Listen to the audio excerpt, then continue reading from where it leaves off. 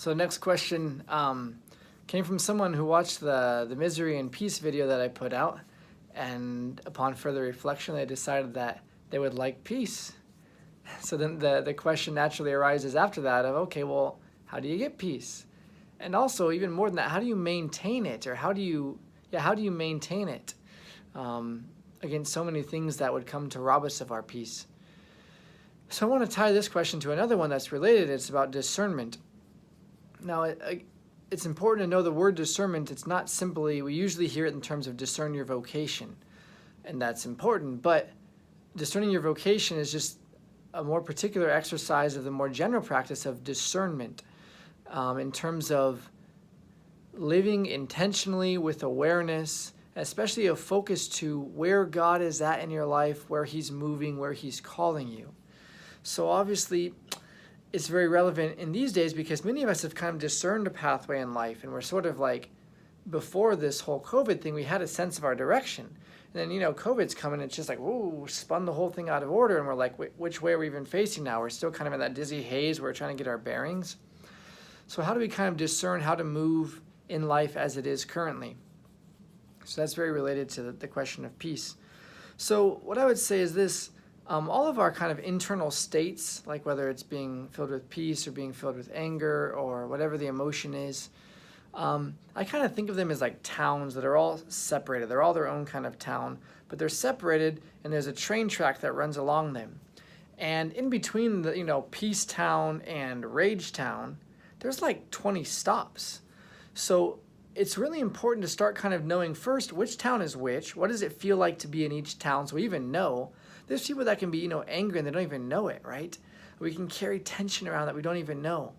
I still remember when I was in the dentist one time, or getting like teeth pulled or whatever, and the dentist said, "Could you please relax?" And I was thinking, I was really convinced that I was playing it super cool. I was just in there like, yeah, go ahead, pull out my teeth, I'm not worried. But he said, "Can you relax?" And like I recognized, I ungripped the chair, and I hadn't realized just how much tension I was carrying until he said that.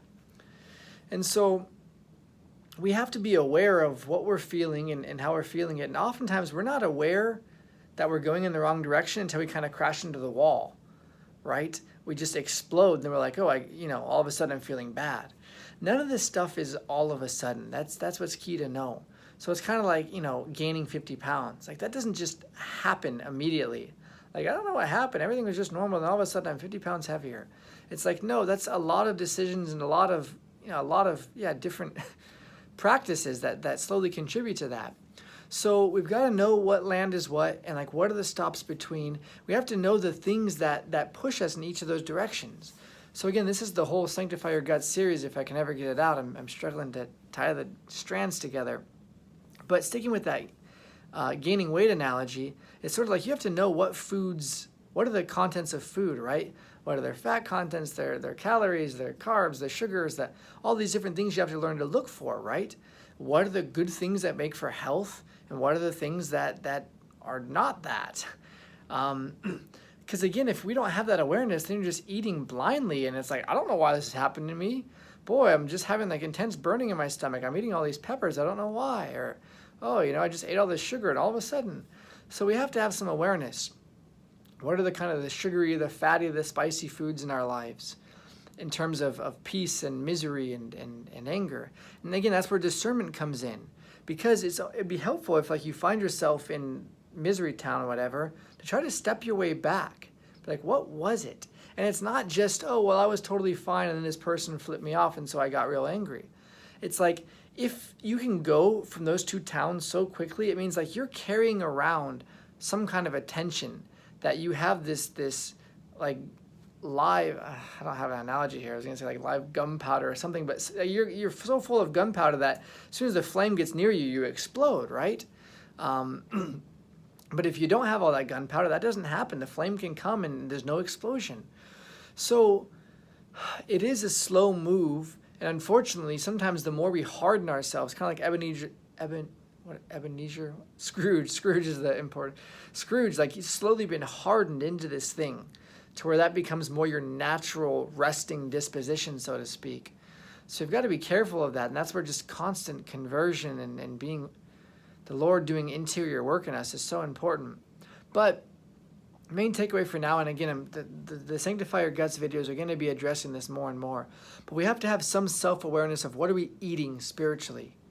What are we taking in, and what effect is it having on us? So that we can make daily decisions and have awareness as things come before us. We can intentionally choose, and we can watch ourselves as we step by step move from one direction to another. And we don't just all of a sudden wake up in a different town. That's important. And the last piece on this is what's nice about that too is it means that the person that's out there flipping you off doesn't have complete power over your life.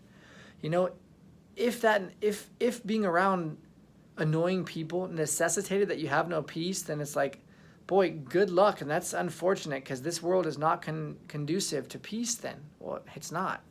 But if, you know, just the bad drivers or things going wrong or whatever, if that's has the ability to rob your peace, then you're just forever a victim, you know. If Governor Inslee's decisions has the ability to rob your peace, then sorry, boy, the only way you'll ever be at peace is to have a higher position than him. Then you better become a governor or a president, right? Or else you won't have peace. And just think of that, how ridiculous that sounds. You can't have peace unless you're the president. You can't have peace unless you're ruling the dang world, right? Unless everything goes as you want it.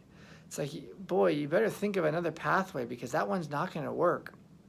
So we have to start learning interior habits to be able to deal with the difficulties and to know, you know, what are the things that make for health? What are the things that make for peace that I can feed and nourish daily?